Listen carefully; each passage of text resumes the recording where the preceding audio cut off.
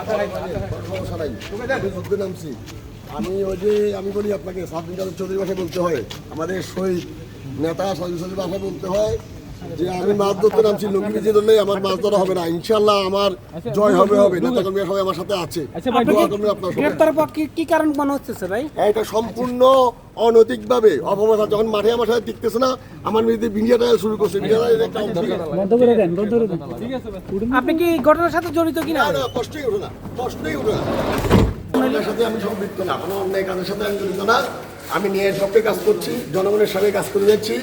যখন মাঠে রাজনীতি আমার সাথে টিকছে না, তখন সেই তথাকথিত কুচুক্তি মহল সাংবাদিক, হলুদ সাংবাদিকদের একটা অংশ গত 2.5 মাস যাবৎ আমার বিরুদ্ধে মিডিয়াটা শুরু করছে, যার ধারাবাহিকতায় আজকে পুলিশ অন্যায়ভাবে আমাকে ঢাকা থেকে অ্যারেস্ট করেছে। আমি ঢাকাতে গিয়েছিলাম আমার ব্যক্তিগত কাজ সারানোর জন্য, কিন্তু আজকে সকালে দেখি ডিজি পুলিশ আমাকে হোটেল থেকে অ্যারেস্ট করেছে। অন্যায়, মিথ্যা এবং সত্যমূলক মামলায় আমাকে অ্যারেস্ট করেছে। আমি তার বিচার আমার নেতা কর্মীদের সাধারণ জনগণের উপর ছেড়ে দিয়েছি। আমি বিশ্বাস করি আমার নেতা কর্মীরা সাধারণ জনগণ আমার পাশে আছে। ইনশাল্লাহ অচিরে আমি মুক্ত হয়ে আপনাদের কাছে ফিরে আসবো।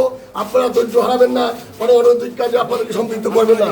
আগে ন্যায়ের পক্ষে যেভাবে ছিলাম, ইনশাল্লাহ ভবিষ্যতে থাকবো।